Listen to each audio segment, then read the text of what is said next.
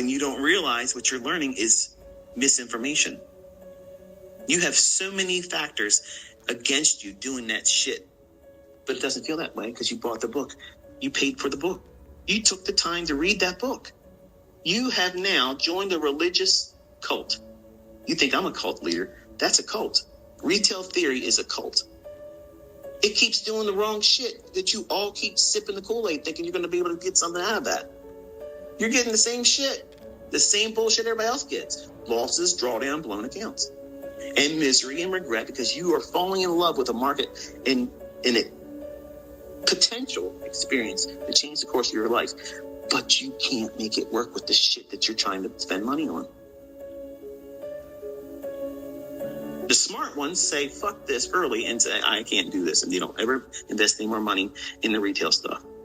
And they just say that nobody's making money. And it's not true, but largely it's true. So I had to go in between the overbought and oversold conditions with my retail bullshit that I was trying to use. And I come up with ways how I could go in and engage. And then once I was made privy to how markets are really booked and met with real market makers, not Goldman Sachs people, okay? None of that shit. Not trade desk managers that are controlling the flow for their customer base. That's not a market maker. You're a dealer, okay? That's all you are. You are not making the price. You can engage and transact in that price feed at that very moment, but you are not fucking making the market. When you discover how all this shit is rigged and it's designed to do these certain things at certain times of the day to deliver a certain high or low, it changes everything. It changes everything. You quickly put aside the very shit that they're poisoning everybody else with. All the misinformation, all the bullshit. And you focus on the stuff that matters most. Where's the truth in all this stuff?